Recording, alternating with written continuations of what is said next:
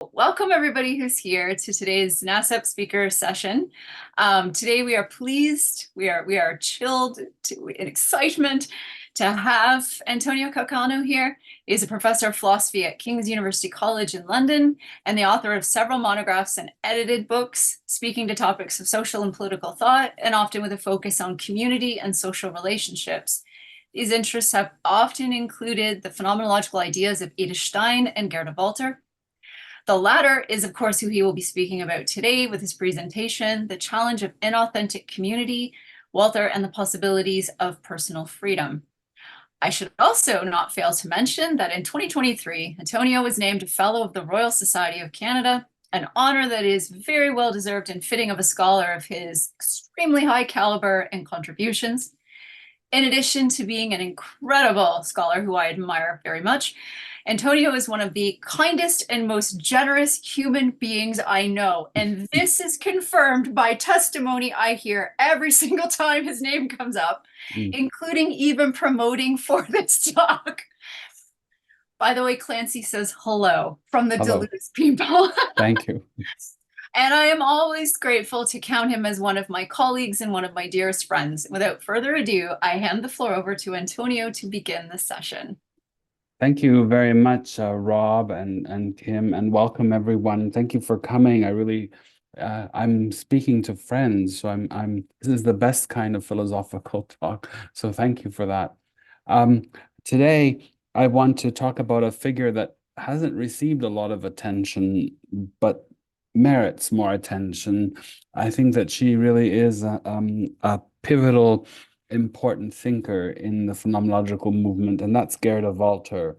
And so work is being done to publish and translate her texts and bring forward many manuscripts that are in archives. Unfortunately, Gerda Walther was unable to acquire habilitation, that is the right to teach at the university. And she explicitly says that reason is because of sexism she encountered. And so hopefully we can pay tribute to her legacy by unpacking her ideas. And it is a rich legacy and a mighty one, I would say. So today I'm going to focus on some of her social writings and so I want to look at what it is for a community to be inauthentic and what that means for her and the challenges it raises. So I'll just begin. In her ontology of social communities, Gerda Walther explores the lived experience and sense of community. One finds among the interesting aspects of community she discusses a section of the text devoted to the possibility of an inauthentic or genuine lived experience of community and its effect on the execution of social acts, in particular acts carried out in the name of others or on the account of the sense or meaning of the community. She claims inauthentic communal experiences can help us understand how and why individuals and collectivities sometimes fail to live out their respective communal intentions, both good and bad as a community. At the heart of her phenomenological description of inauthentic communal experiences is the relation between an individual and the collectivity, as well as the community actors' failure to perceive and live up to certain realities and intentions. For example, an individual member's own intentions may come into conflict with the community's intentions, or a community may come into conflict with itself over a conflicted sense or idea of itself. Walter's analysis certainly helps us understand why individuals and communities sometimes face conflict and even collapse. But her insight also presents problems for her own account of social drives and intense forms of community in which individual members' egos fuse to form a collective superindividual person. In the case of the former, the force of a social drive may blind one to the possible inauthenticity of communal relationship, thereby affecting one's ability to perform authentically specific social acts. In the case of the latter, the intensity of the fusional form of community makes it impossible to see a potential conflict between individual and community. The inauthentic relationship between individuals and community is not evident, as all members are taken up as a collective unity at once in the same moment, subsumed into a collective person, thereby obscuring the ability of an individual to see possible conflicts with and within this collectivity. In the fusional moments, there is no distance between members of the community and between the community and itself. I argue that Walther's project to give community a partial foundations in a social drive and her defense of an intense form of fusional community in which individuals join with one another to form a super-individual reality present obstacles for recognizing inauthentic or ungenuine community and social acts. Social drive and fusional community can create a certain blindness, which unintentionally leads individuals into forms of inauthentic collective action that may be noxious, harmful, or severely unethical. However, by turning to Walther's later work, The Phenomenology of Mysticism, one can find a possible solution to the foregoing dilemma. Walther's later robust account of individual freedom makes room for a self that is always aware of its freedom, and though pushed by a social drive and the warm, overwhelming feeling of fusional community, it can nonetheless choose to resist possible inauthentic forms of community and social acts. So let me just kind of spend some time quickly unpacking her account of community, her phenomenology of community. Gerda Walthers Zur Ontologie der sozialen Gemeinschaften on the Ontology of Social Communities was first published in 1923 in Edmund Husserl's Jahrbuch für Philosophie und Phänomenologische Forschung. The work was originally presented as Walther's doctoral dissertation under Alexander Pfänder at Munich. A one-time Marxist and devoted socialist, Walther was deeply interested in the life and action of collectivities and groups and saw them as key elements of political reform and change. By the time she arrived in Freiburg to study with Edmund Husserl, a rich body of sociological and phenomenological literature on community had already appeared, including the monumental works of thinkers like Ferdinand Tönnies, Georg Simmel, Alexander Pfänder, Max Scheler, and Edith Stein. And although Walther draws on the research available to her, she knits together a formidable social ontology distinguished from other accounts by her analyses of habit and passive structures that help fortify the experience and sense of community, the unconscious, affectivity, and the role of empathy in the building of community. For Walther, community is an intentional social form of life. She claims there is a difference between those who interact socially with one another, for example, at work or in an institutional setting, and those who share an interaction in which they intentionally live the same psycho-spiritual life. This shared life has the same content, which is lived in the same way and in the same sense. Social interactions may be driven by a goal or objective that lies outside the life of members working or acting to achieve it. For example, workers employed in an educational institution may interact socially to better carry out the work of the institution. But they do not necessarily share a common psycho-spiritual life marked by the same content lived in the same way and in the same sense.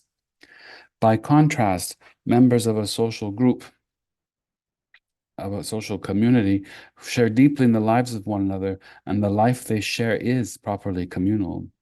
What is common between the members is marked by a similitude of content lived and experienced in the same way and sense. For example, a religious community of believers or political party members may be united by a similar cause or concern. They experience a sharing of the same psycho-spiritual life, content, sense, and ways of living, and this unites their lives. Walther identifies only the second form of interaction as properly communal. That is marked by a shared psycho-spiritual life that has the same content and lived in the same way and lived in the same sense. The sociality of community is marked by unity and by identity. understood as identical content lived in the same way. The communal life is intentional, that is, we are conscious and live the sense or meaning of its structure. Walther gives an example of children who play in an imaginary game. They live in the temple of a fairy and serve the fairy. The children experience the same object, namely the abode of the fairy, and they experience the same psycho-spiritual engagement of that life in the fairy's abode, as this is what animates and makes possible their play. As the children play together, the children live a communal psycho-spiritual bond that has the same content and that is lived in the same way and sense. Walther goes on to qualify what she means when she describes members of a community sharing the same intentional contact and psycho-spiritual life. Community is marked by a knowledge of their social bond and a recognition that community is motivated. That is, members are motivated to be in that community. In motivated acts, phenomenologically understood, one may feel an affective attraction to be part of a community, for example, the pleasure of togetherness, but one must also rationally assent to being part of the community. Feeling alone is not sufficient for the constitution of the communal bond to be obtained. One must freely will to be part of it. And Walther is fully aware that historical circumstances may create the conditions around which a community may be formed, but it is the shared inner life of that community, as it grows in intensity, that may create and produce objects or expressions of its life. For example, art and or aesthetic objects that reflect the life of that community.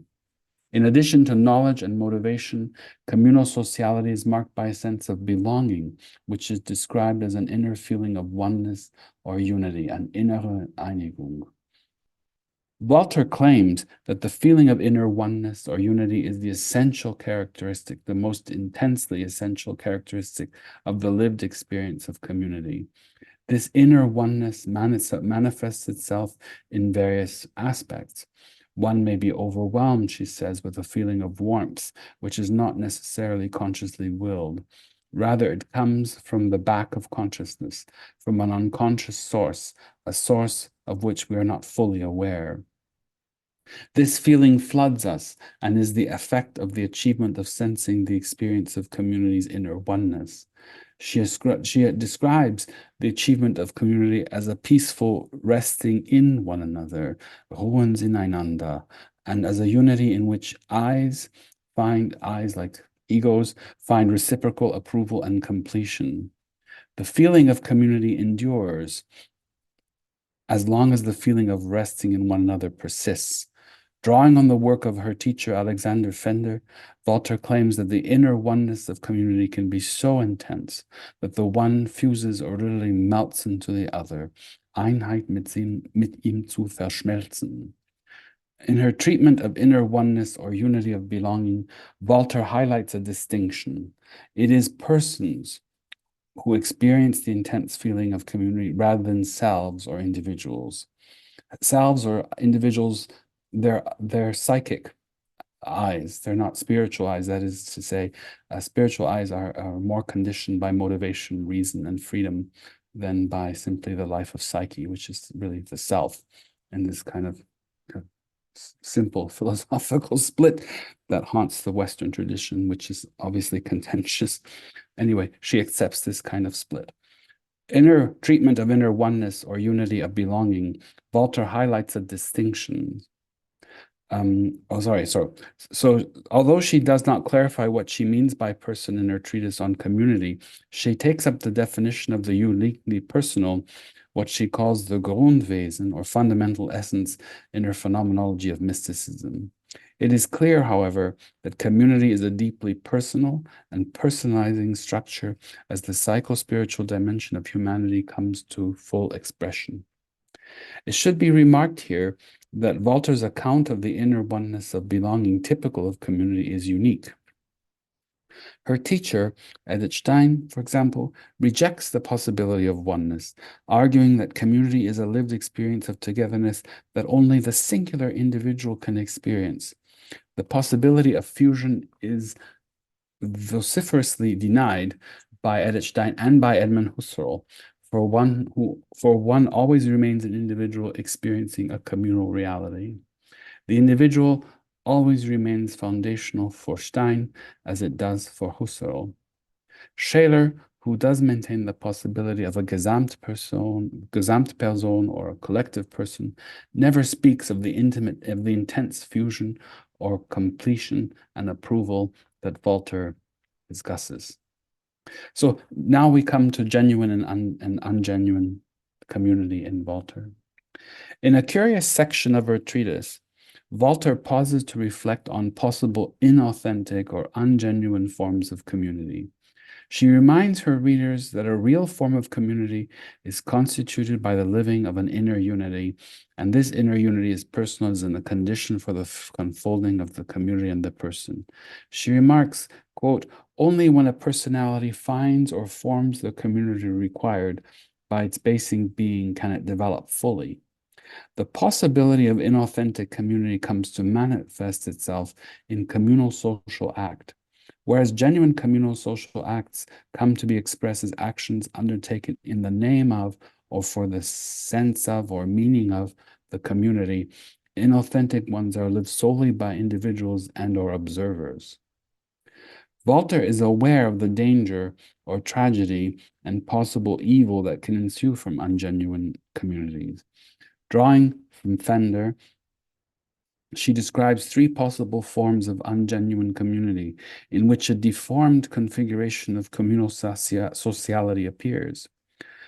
First, there's the conflict between the intentions of the private individual and those of the community, and they may be a source of inauthentic community. In this case, the interests of the private individual may trump or be confused with those of the community and or conflict or a conflict or contradiction between the individual and the subject and the collective objective being and essence of the community appears.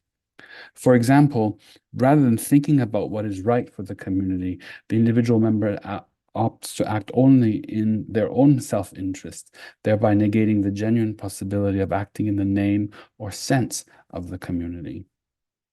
Walther also here draws on the writings of Adolf Reinach, much loved by many of the early phenomenological movement, and his view of contracts in one which may agree to the terms of a contract, supposing the name of the group, but in actuality act only on behalf of one's own interests and intentions. Here, the private person, the subject, ignores or contradicts the communal will. In a side note, Walther remarks that historically it has been tragic when leaders falsely put their own interests above those of their communities for which they claim to act. Two other forms of ungenuine lived experiences of community are discussed by Walther, namely in terms of one, the empirical being and behavior, and two, the idea or essential being of the community. These two forms are connected and not always easily distinguishable from each other.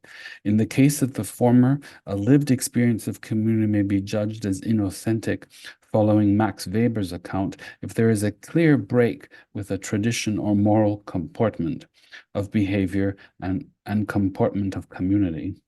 For example, leaders who choose to act by following their own intentions and understandings outside the traditional norm and ethical codes of a community do not act in the name of or in the sense of the community. The conflict between what is historically and empirically traditional and ethical about the being of the community is compromised by an individual. In the case of the latter, it is the idea or essence of the community that is contradicted by an individual member. Here, an individual member violates the lived sense or meaning of the inner oneness that typifies the community and grounds its social acts. The individual actions do not correspond to the idea of what the community is and understands itself to be.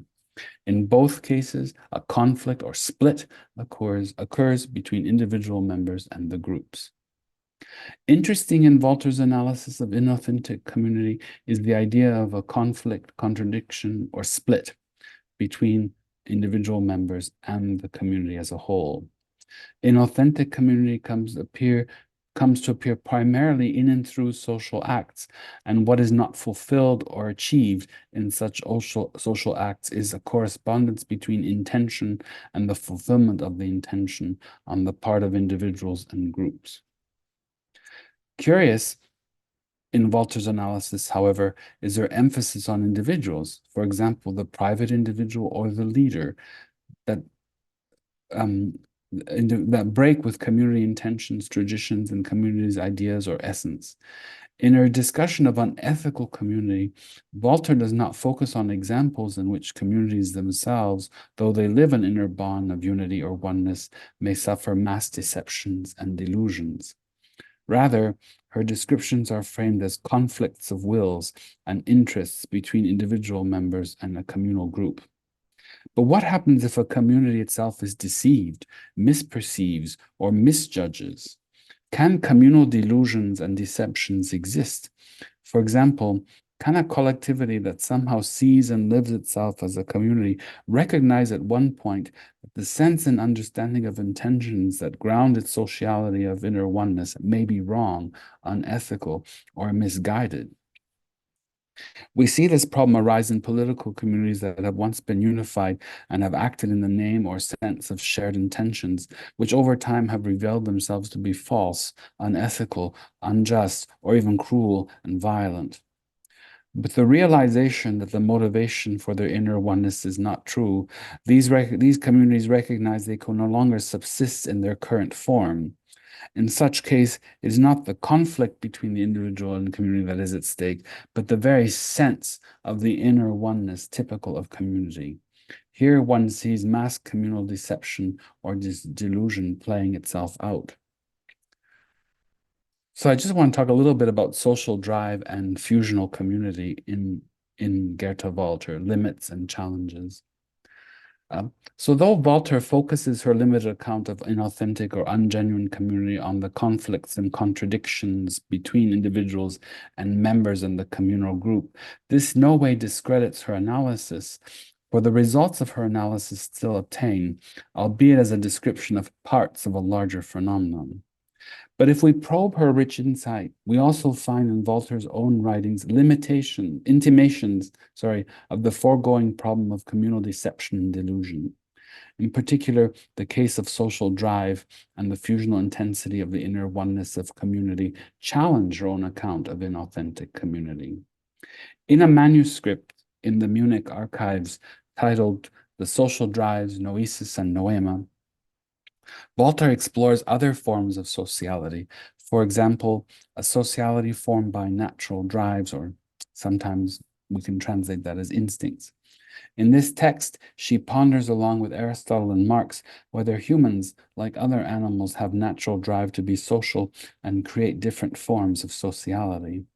Walther describes the drive as a, quote, pressure to join or unify with other human beings, unquote, and claims this drive in part conditions social communities. According to Walther, they condition three unique forms of human sociality: the personal, the sociality motivated by shared interests, and humanity in general. Personal or communal forms of sociality are here described in more intimate forms, namely friendships, marital relations, and family relations. In addition to personal forms, in addition to personal forms of sociality, there are societal types conditioned by the social drives, for example, certain work or professional groups. They are distinguished from personal, intimate forms of sociality because these social forms are organized around a certain individual characteristic or interest.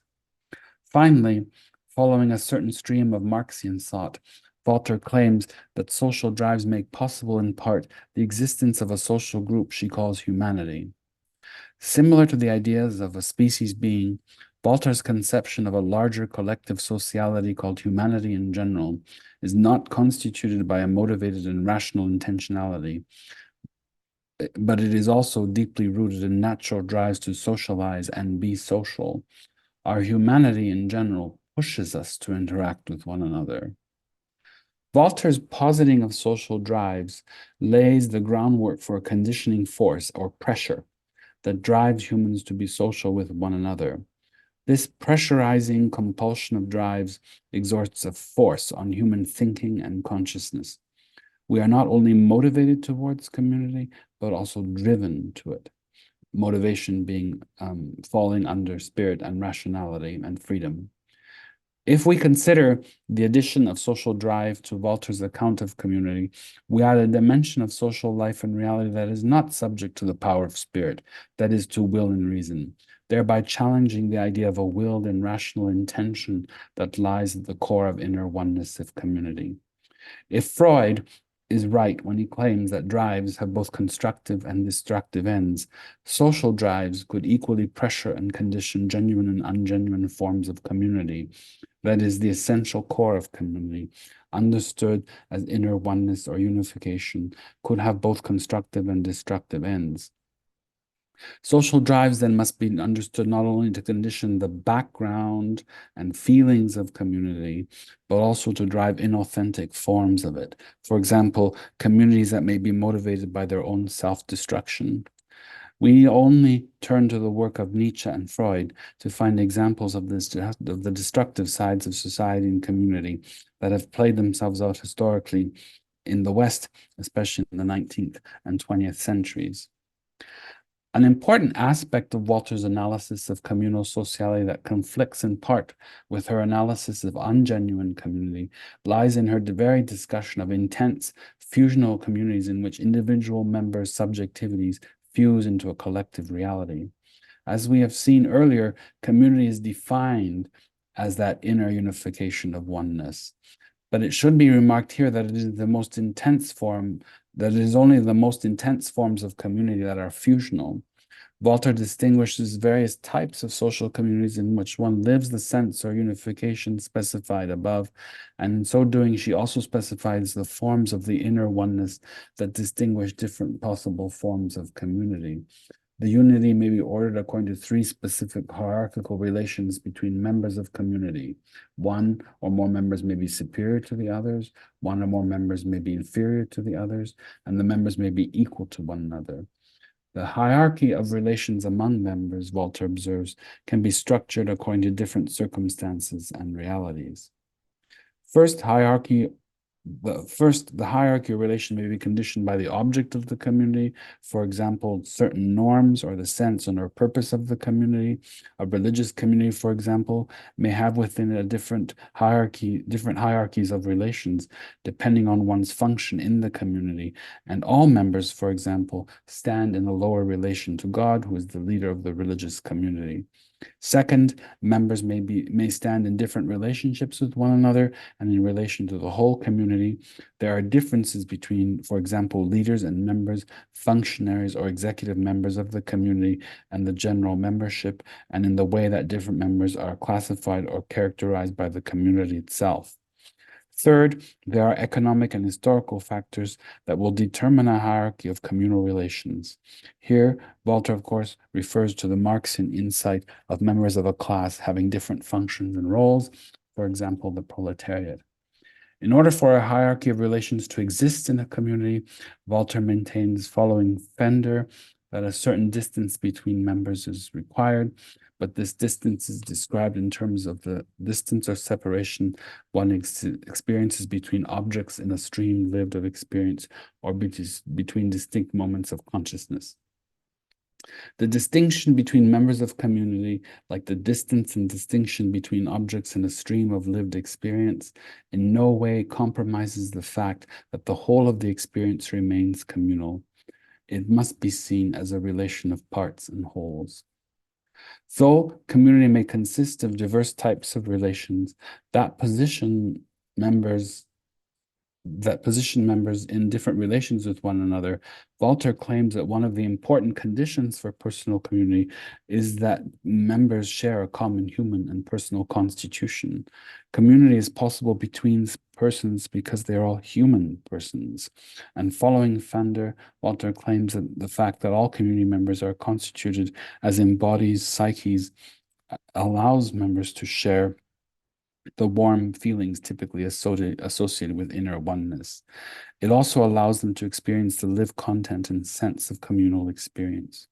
Also important is the Pfänderian idea that all human beings have a spirit or fundamental essence, marked by rationality, freedom, and personhood. Our shared fundamental essence allows us to experience the depth of community as well as the depth of each other's inner life and soul. In fact, the most intensive forms of community require that growing together of a person's fundamental essence, and it need not always be conscious. Furthermore, a community must have a life which is marked by inner oneness or unity of the community itself, as well as its external expression. The latter is typified by the social acts we discussed above, as well as the specific relation in which one finds oneself next to oneself, when one finds next to oneself the other who also mentioned die auch. Here, the external life of the community is marked by its members grasping that they act and live with others who also live and act in the same way. The shared interaction between members is grasped between the collective sense of others who also and carry out the same actions and live the same life. What are so we have a we that can develop in Walther's account. And so what are the implications of the Waltherian we of community for her idea of inauthentic community?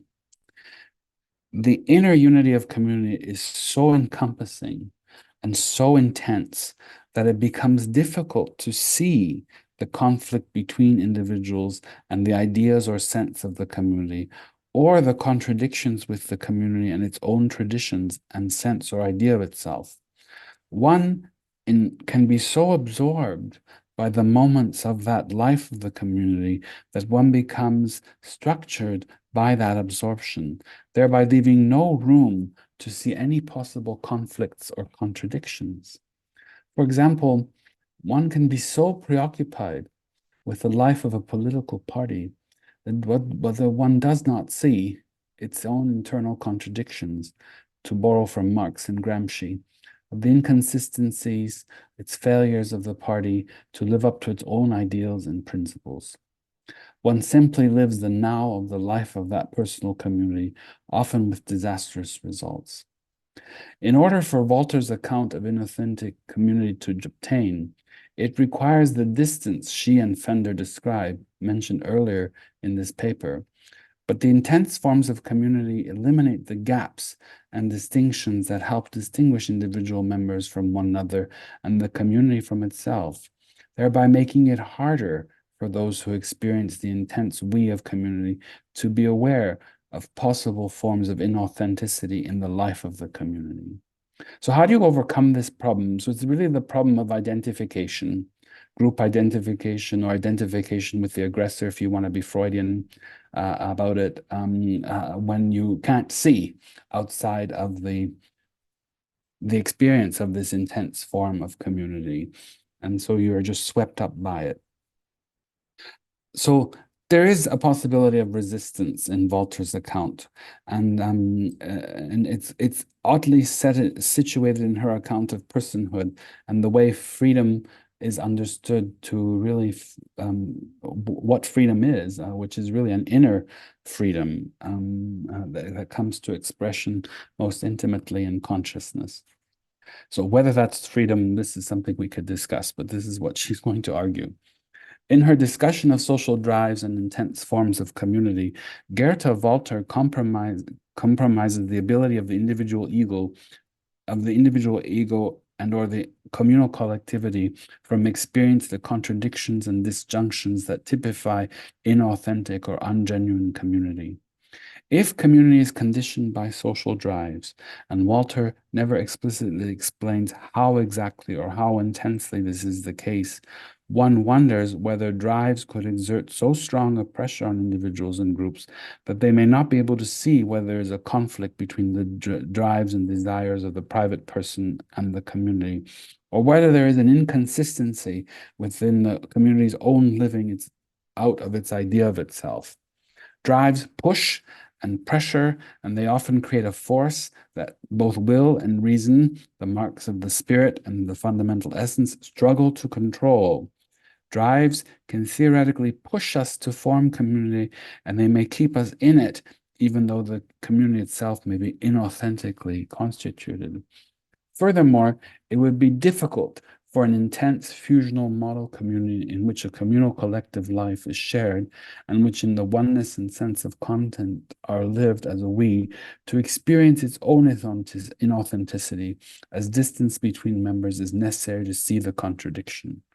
The reference to tradition discussed earlier, however, leaves a temporal space in which one could observe the life of community in and through different moments of its history.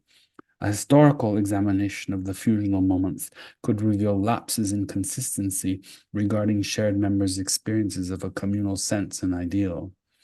But in the moment, such inauthenticity would be hard to perceive, ultimately creating the real possibility that a community could be swept up in its own unification while negating a possible inauthentic moment of communal life.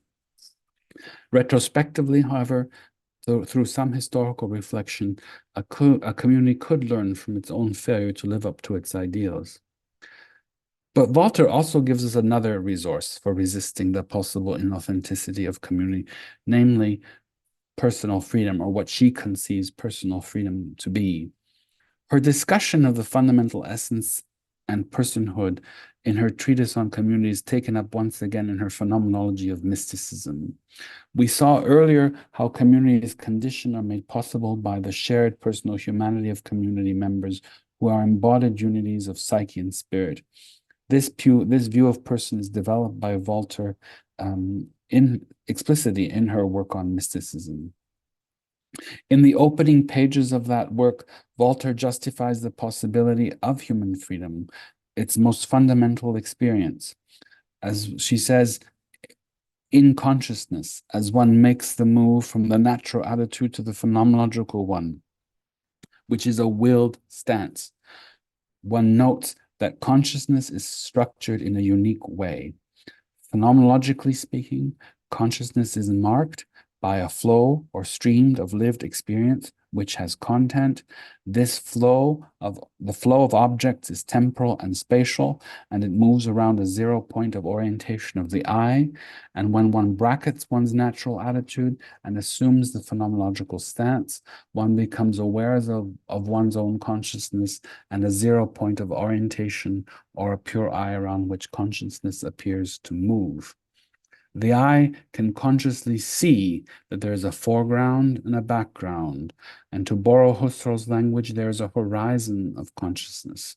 This consciousness also has a specific content, and the eye can pause to examine the content to try and understand what is presenting itself to consciousness. This is classic phenomenology.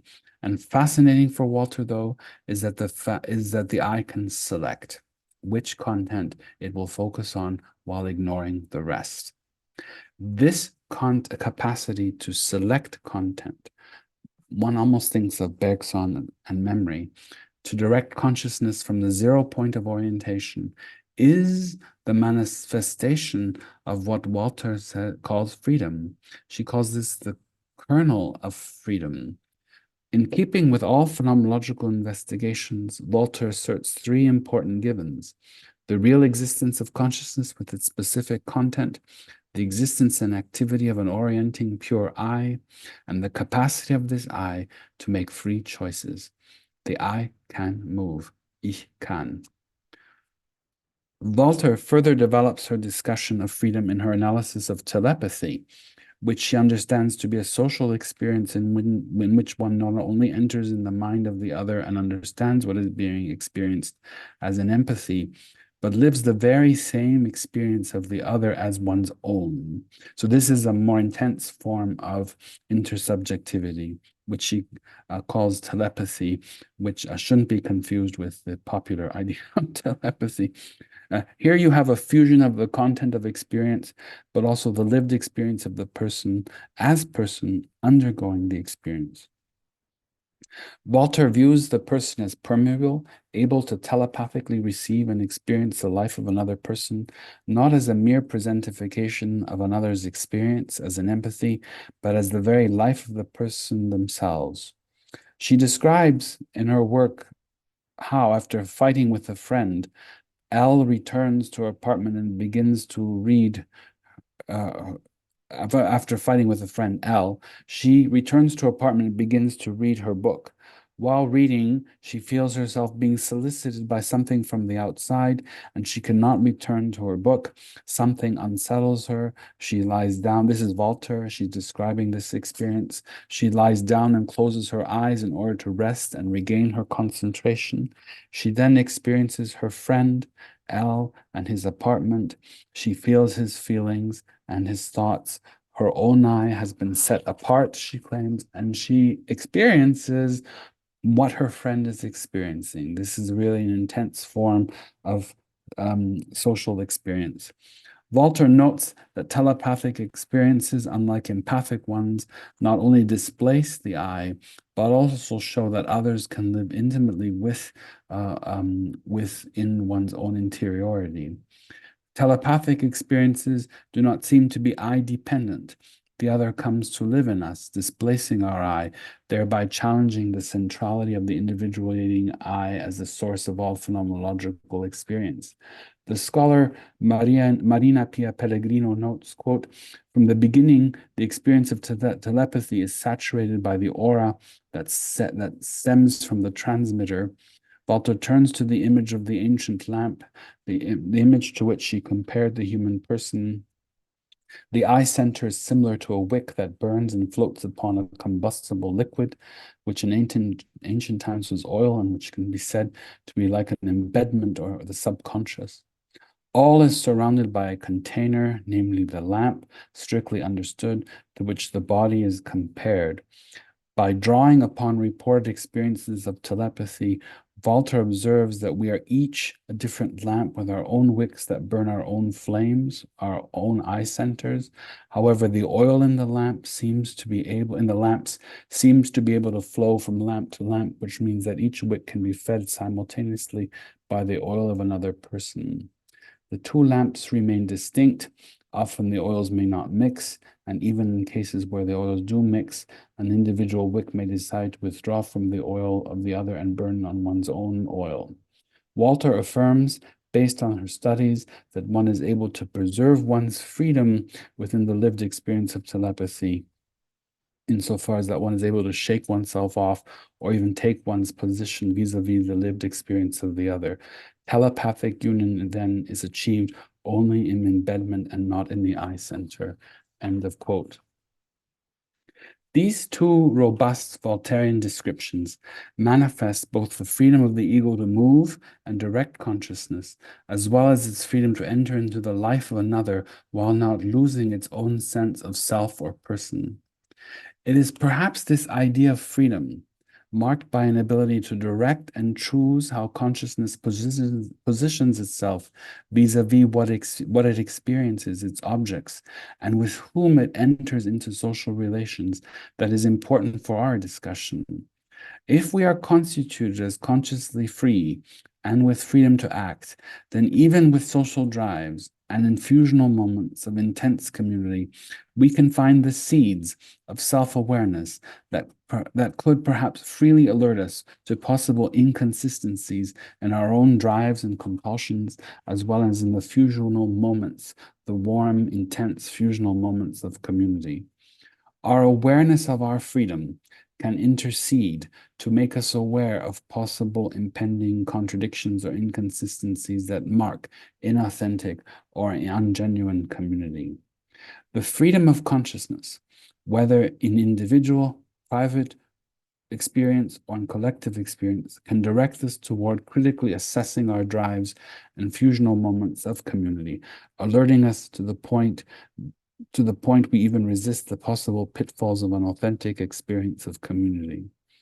The freedom Walther describes helps individuate an ego, constituting an I that has in some sense an irreducibility that cannot be freely absorbed unless it so chooses or gives assent at some basic level. We must remember, however, that this freedom has to be activated consciously or subconsciously and is not automatic. In the end, there may be intense moments of communities or drives that push us and overwhelm us, that lead us to live unauthentic experiences of communal belonging.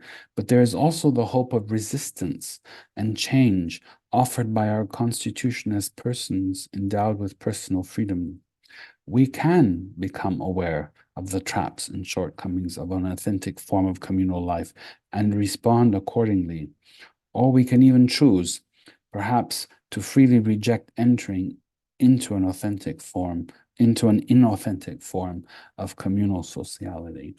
So it's kind of an existential, like what I've done is kind of brought out the existential kind of structure that I see in Walther, maybe a little bit, certainly not as robust as you find in later phenomenological existentialisms, like in Sartre, Simone de Beauvoir, but it is there. It's this kind of inner freedom embodied that is deeply personal, that still can guide and resist, I think.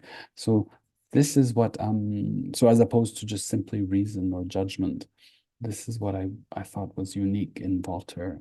So I'll just stop there and thank you very much for your attention. Thank you.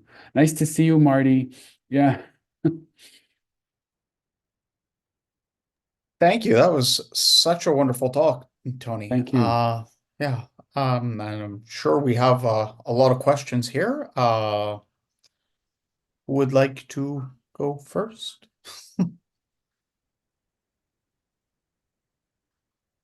Okay, Randy, go for it. Hi, thank you, Hi, Tony. Randy. Nice to see you. Yes, you as well. So I was wondering about this idea of the central thesis of the pure ego, the das reine Ich, right? Yeah. This is like her early stuff. Now, I vaguely remember the details, like it was lost or something, or like we don't have a copy of that, I think. Um, but either way, there's this concept, right, that's so significant for her early on, from Husserl, but her take on it, das reine Ich, and that's like the central core, perhaps in a sense, of like the later ideas, like the position on ego splitting and Sure. fusion and community, right? So I'm curious what is the like mystical status of that, right? Considering that's like her central device early on, and one can certainly see like romantic Fichtean things, about this in like in the romantic period and in stuff that inspired these German philosophers of the time that we're referring to, right? So I mean, there's stuff in the air about the pure ego. So I'm just curious, like, what's the like more mystical and perhaps even, I think in Phenomenology of Mysticism, she does separate what she's talking about, like telepathy, from the other kinds, so far as they're not like real and genuine. So that there's also that like maybe stipulation or nuance upon her idea of the supernatural nature of things like telepathy or clairvoyance, as opposed to the more like active supernatural things like um, psychokinesis, right? Like, I mean, the passive psychic phenomena, I think, was more largely accepted, like amongst the early psychology, um, perhaps. I mean, I think that kind of telepathy, clairvoyance, those things get thrown around, right, in these circles. Anyway, but there are also the presence of people like theosophists and other Christian mystics or whatever to compare those to get like a handle on what's the mystical status, right, of her philosophy of the I, or whatever, on the one hand, and like the aura of mystical powers or whatever that she's dealing with, very thematically in her work. So so I'm not really the status of the pure I. So we know that there is an I in Gerda Walther's, like a structure of consciousness and structure of psyche. We know that the I is really fundamental for her, as it is for all of phenomenology.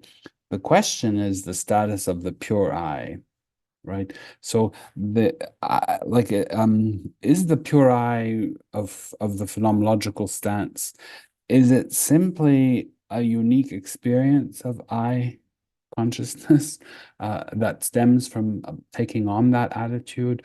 Or does it have a real objective life that is more substantive, more constitutive? I would say that in her phenomenology, that this I is the pure I itself is a mode of a form of I consciousness that we can access, that we use, that we enter into, but that it is not, unlike for Stein and Husserl, doesn't have the same robust objectivity as a form of I-hood that her teachers would have advocated. The reason being I say this is because every time you look at I descriptions of experiences of the I, or the constitution of the I, or the structure of the I's, of the various forms of I expression, they're always permeable and changeable in Gerda Walther. And I think that's really important, because this is how you, this is how this makes possible something like breakdown. It makes possible psychopathy. It makes possible deeper intersubjective experience. It's very permeable. Like whereas in Husserl and Stein, it's much more substantive, in the sense of substance, in the traditional sense.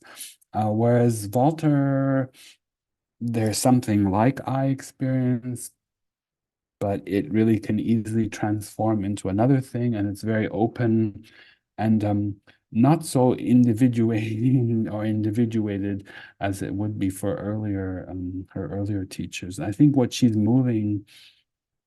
trying to do is open, like, you need an eye to have mental illness. You need an eye to experience psychotic break. You need the eye. But the constitution of that eye needs to be fragile. It needs to be able to move and experience different forms of eye experience and eye life. And for Walther, I think she's much more flexible. So yes, there is the pure I, but its status is slightly different than you would get in earlier forms of phenomenology. So it's not a Cartesian I. The second thing is there has to be I in the divinity or personhood for the encounter to happen. There has to be some kind of similarity. And so I would say that the flexibility of the I in Walther certainly allows one to encounter a greater, superior, divine, mystical, or divine I or person that is constitutive of mystical experience. So that's how I would respond. Cool. Thank you. Awesome. Yeah, Marty, go ahead. Thanks. I just had to figure out how to unmute. Lovely to see you. Lovely. Antonio. Nice to see you, Marty. Yeah, it's been a while. Yeah. I was listening to what you had. I confess I haven't read so much as a sentence of this person. Sure. But it occurs to me that I wonder if that permeability and that lack of firmness, I guess, it could be responsible for. I found myself thinking about mobs while you were talking. Sure. And this kind of goes both ways. It could be like a source of light, could be a source of darkness. And I'm wondering if that very permeability, while being capable of exalted, wonderful sharing amongst human beings, is also capable of turning people into a large, nasty mob, such as we saw in the States. I would say yes, Marty. I think that, so if you look at the description of the mass or the mob that you get in earlier phenomenological iterations, or even in psychology, they really focus on something like just mere imitation. There's no real I. But in Walther's account, there is a kind of Jackie says mobs and cults. Yeah, absolutely, Jackie, for sure. For Walther, you still have to account how what they call in the literature psychic contagion happens. Like, how do you, like, is it everyone just like the description you get phenomenologically on one hand is that everyone is just somehow copying and repeating some kind of master kind of image, or that there's also the image of there's also the description that they're infecting one another with the same kind of feeling, or and there's a real displacement of I-hood and personhood and so on. So you lose yourself in the mob or the masses. And I think in Walther, and this is really interesting because I think in Walther there is an I in each and every individual, and so that participates in the mob and the cult and so on. It may be diminished, it may be unable to connect to the collectivity in a deeper understanding way or whatever. But what this means, so phenomenon of collective guilt, collective responsibility, mob action, mob rule, an individual is responsible somehow for at one level or another in her. So there's a stark existentialist kind of position. It's like, well, you're still responsible. There must have been some assent. There must have been something there in Walter. Now, we could disagree with that. You could say, okay, that's not really the accurate, but if you're really pushing the Voltairean line, you're going to have to say, look, there's some kind of permeability, some kind of openness, and at the same time, there is some kind of freedom there. And it may be low level or whatever, but the mob and the cult, you can't absolve necessarily, your responsibility and your freedom in that. I don't know. That's a classic existential. I mean, it gets really ramped up, right? In Sartre and de Beauvoir and Fanon and people like that. Yeah, I'm not sure that that's really. I'm not sure that Husserl and Stein would even go there. I mean, I just think that they actually believe that there are moments where it's just you're blocked or something. Yeah. Thanks. I have a quick question if I, Sure. yeah. Um, it started off as a more technical question, but I think the subsequent questions plays right into it. You spoke early on in your paper of the inner unity of the community. Right. Now, what could you just say a few more words about the form of the ontological structure of that inner unity? Sure. Because like there are a few things on the map, like there's like from a bad reading of Marx, you get like a Hegelian dialectic might be at work. You got Bergson and multiplicities. You have like, so just speak to that and Sure. like how does this relate to the other questions? It seems we're dancing around a process of individuation here with the other questions. And so I'm looking for a bit more on what is the ontological structure of that process of individuation, if you could. Sure. I think so the basic unit is an individual, is a person. Like ultimately, it's a human person for Walter. These are the basic constituent moments of human community. And that person really is a trifold structure, has a psyche, or self or a soul. It has a spirit that is reason and freedom, and it has a body, right? And it's the working of those things that create something like a person and the identity of that person. That is the constitutive basic unit.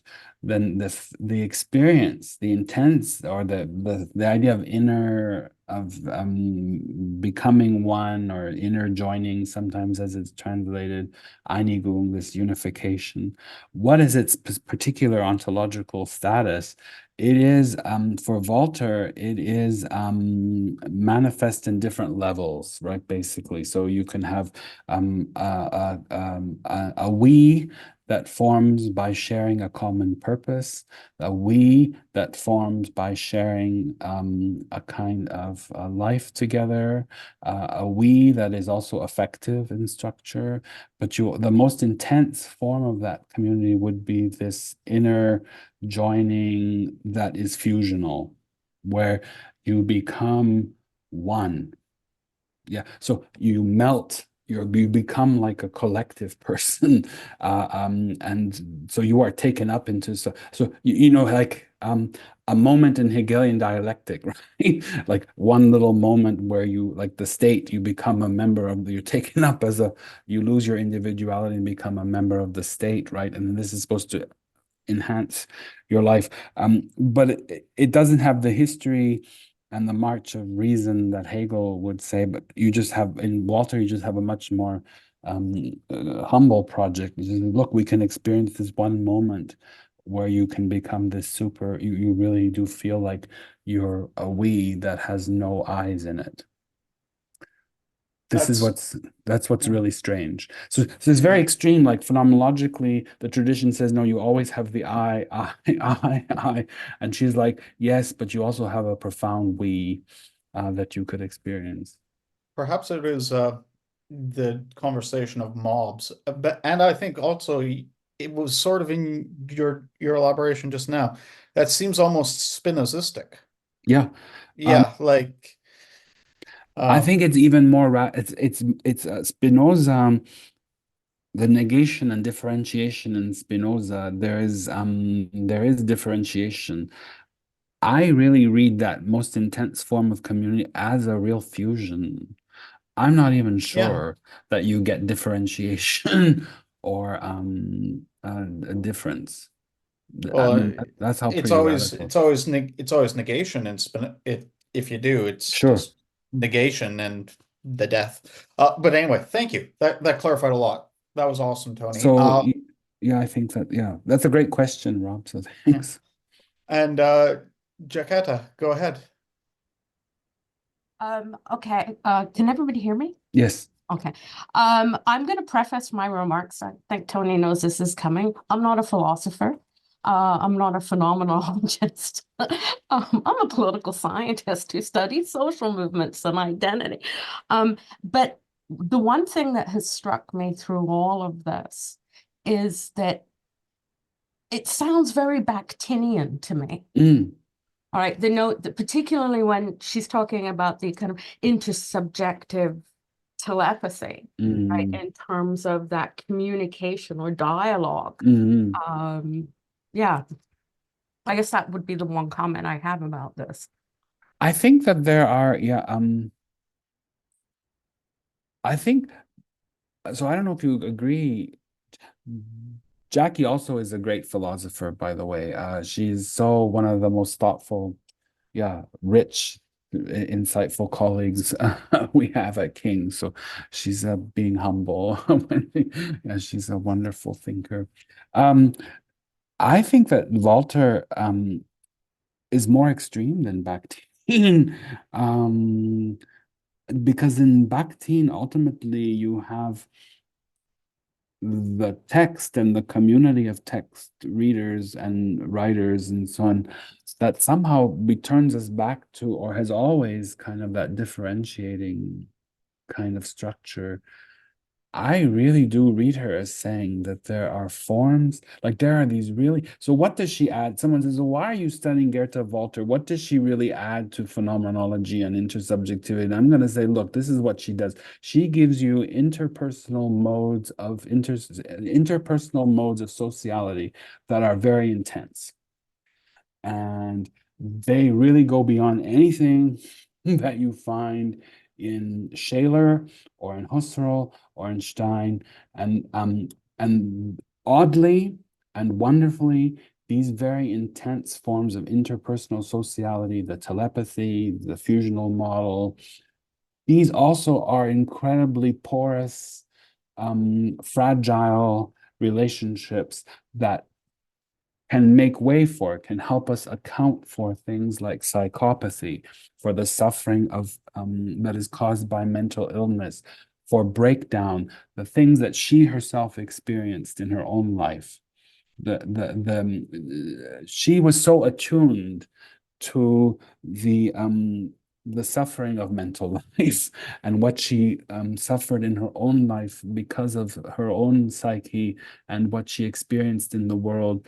And her phenomenology can make way for that kind of discussion.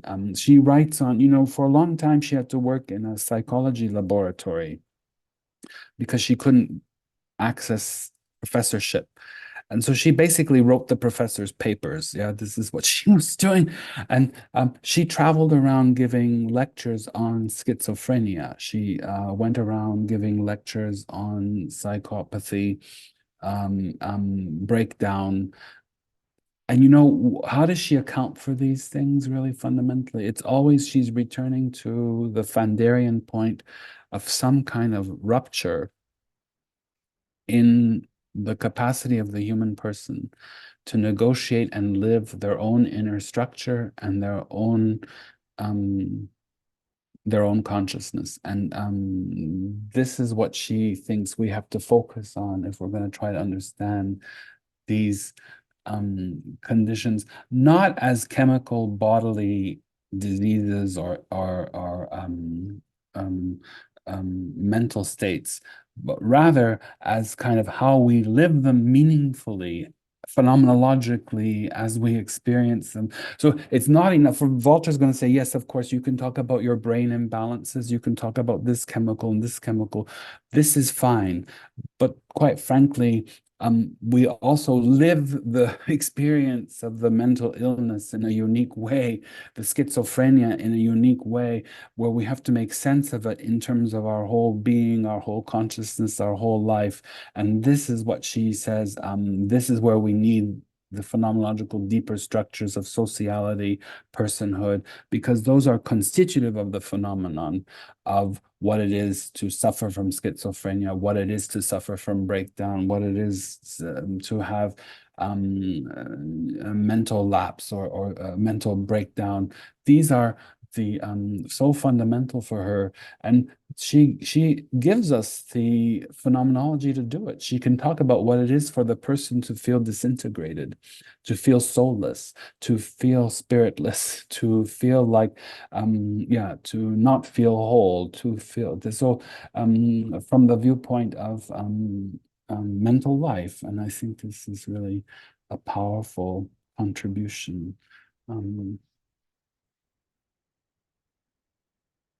You know, she was sidelined in phenomenology because of the topics that she focused on. She focused on pathology, psychopathy. She focused on disease. She also focused on the paranormal, these limit experiences of consciousness. I also think she was marginalized not only because she was a woman, but I think also because she suffered with mental illness. I remember while I was studying at the Husserl archives, they told me that she was just crazy, quote unquote. Why are you wasting your time? Crazy. You're like, this is not like, what an approach. What an approach and what a dismissal of like the very humanity of a person. You know, I mean, like, this is so stupid. So ridiculous.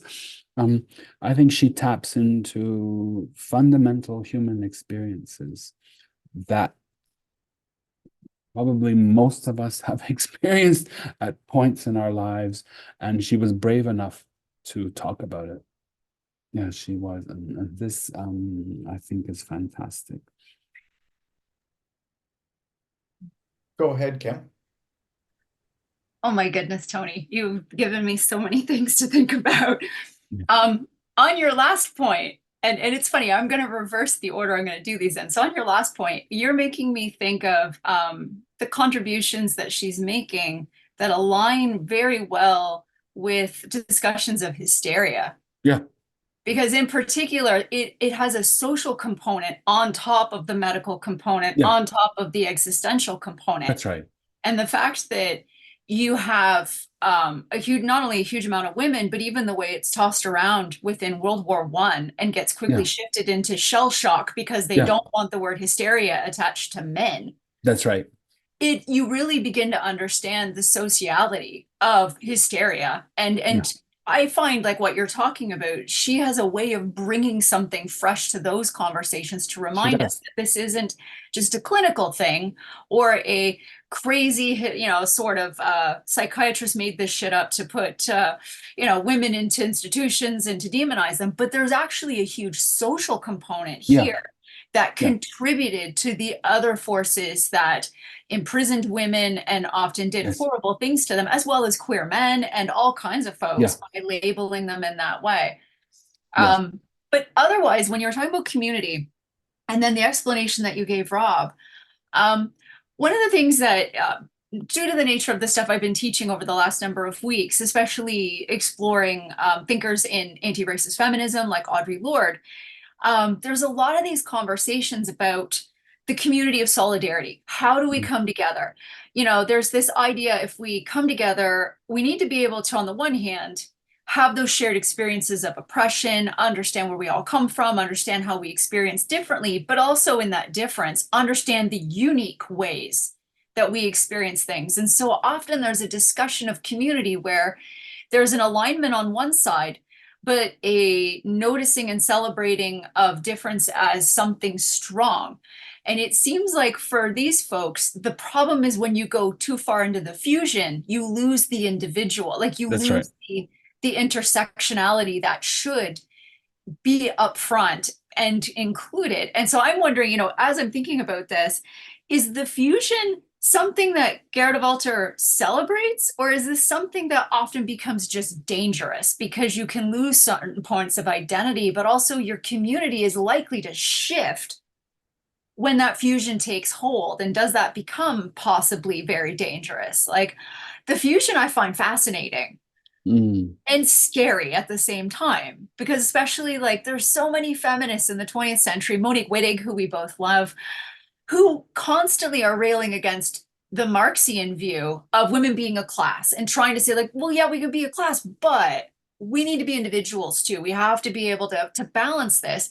And it seems like an authentic community for most of these thinkers is something that has a balance between the individual and the points of commonness that we can share on a psycho-spiritual kind of level. But the fusion becomes the scary part, is if we fuse too far. I don't know if that makes sense. Yes, it does. So I, like, if you read Walther, I think she's aware of the danger of fusion as an intense form of community. She certainly lived it. She knows what it could be. But here's the thing, she was raised in a firmly socialist household, studied a lot of Marx, met all the Marxian leaders of important figures in Germany at the time. When she was a youth, she wanted to actually engage in the struggle, right? Then she realized that in order to engage in the struggle, you can't just have politics, you just can't have sociology, you just can't have, you need some account of the inner world. Went to psychology sort of moved her. Phenomenology really gave her the sense of of the inner world that made sense of that inner world that could help. But she sees fusion really as generative. Okay. Ultimately, she thinks that it really is generative and productive and can actually result in amazing things. So she had that kind of confidence. So I'm not sure that she would have that negative kind of. So it's like, so the phenomenologists, they know that there are terrible things. And everything is risky and vulnerable. But what do they select to focus on? What do they harness? They're going to harness so Stein knows about evil and terrible things that people do, but she's going to focus on the positive, as does Husserl, although Husserl is very deeply aware of the problems of liberal state, aggression, and so on, and so does Walther, but she's really going to harness that fusional sense of a we that enacts something amazing in the world. This is where she thinks this is more productive. And it is risky, but she thinks it is probably the most transformative way that we can change a world is through this we moment. Mhm. But even in the we, there is something like personal freedom, oddly, that has to articulate itself.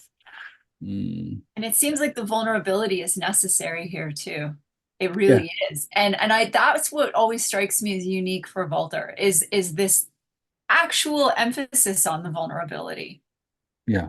It makes her unique. It isn't all strong and surefire. It's nope, we have vulnerabilities. This can happen. All the time. Yeah, all the time. Yeah, there is openness to experience. Thank you, Kim. Yeah, thanks. All right. And for our last question today, Juliana has her hand up here.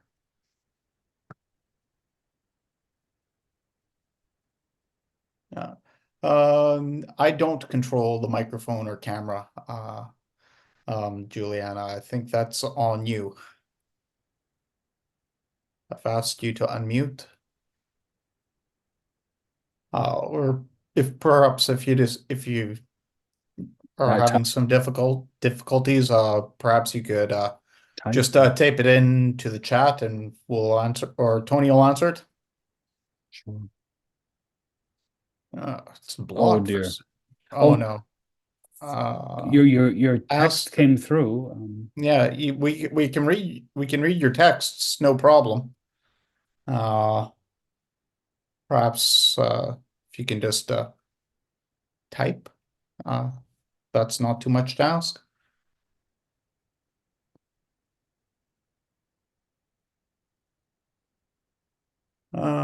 Yeah, okay, yeah, okay, and Juliana's typing. Apologies, Juliana. That might be very much on our end.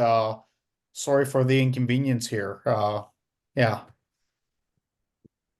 Thankfully, there are other modes of discourse. I wonder if we can keep a certain discussion going as well. I know you said no more questions for time, I suppose, but yeah, I think we'll just wait on Juliana's question here and then see where we're at.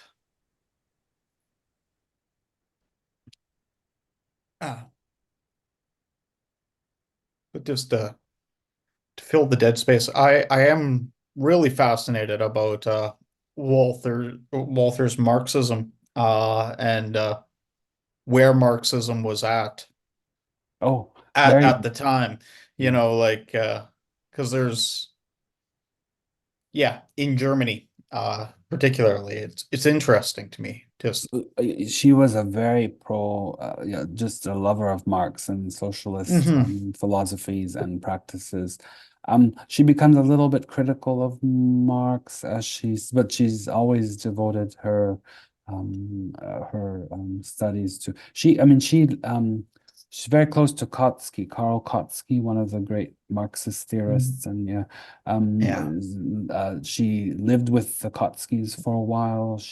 Her father and mother were big socialists. Her Danish grandparents were big socialists, internationalists. So she was being groomed, and she wanted to actually take on that political work, but then she had this encounter with philosophy and said, we really need to understand the inner structure of how these social things happen. And so that's what she wrote about. So. Yeah, and Kautsky he's honestly better than Engels as an interpreter of Marx. In like, unlike the major things like surplus value and stuff, it's like Engels is kind of going in one direction, and like there's enough. Here's Juliana's excellent question. I'll just read it out. Sure. Juliana asks, I'm perplexed by the role of freedom within the bidirectionality of freedom in the mind. does she provide the ability to retreat out of the community in the same way that she provides the ability to ascent into a community? Is Juliana's really good question. Yeah. That is a really great, thank you, Juliana. That's really a great question. She, presumably, if within the structure of her own analysis, one could say that this has to be the case, that just as there is ascent, there must be the capacity to descent. Does she actually give examples?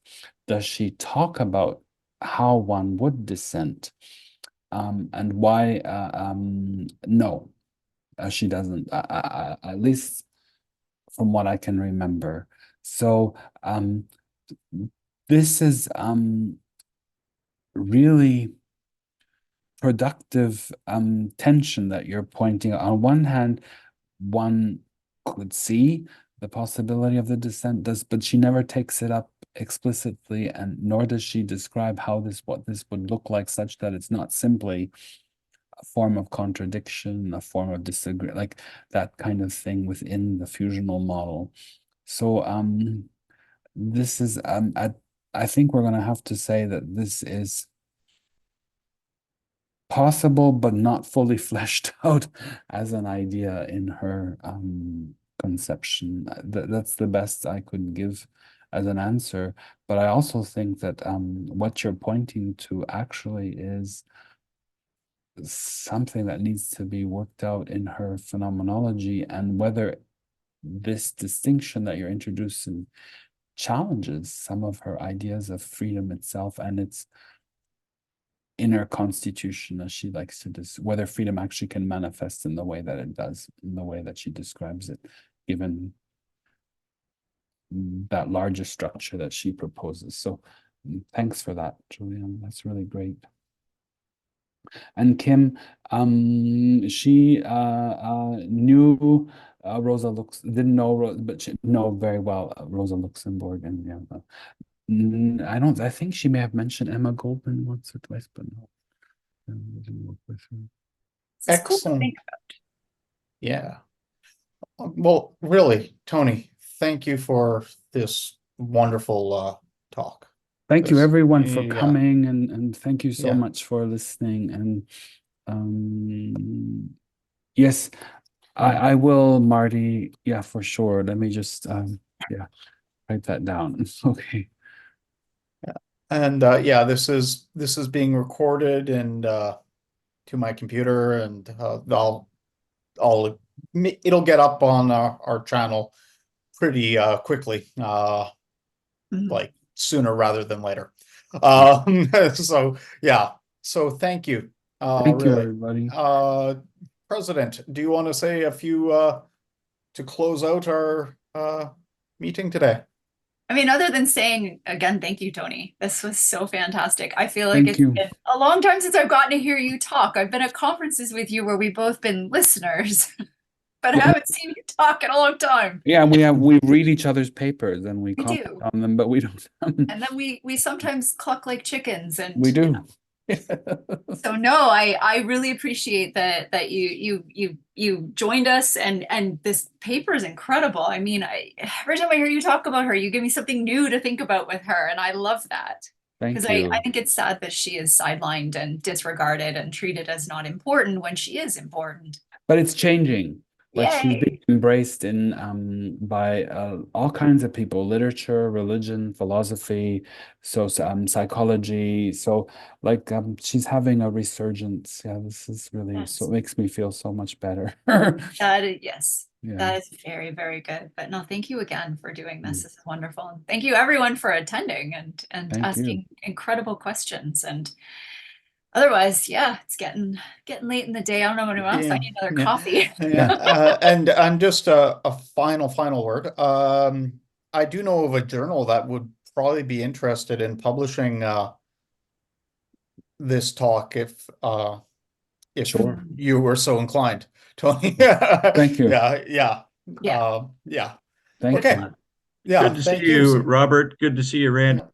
Thank you, everybody. Yeah. Bye. Thank you. Thank you. Bye-bye. Bye.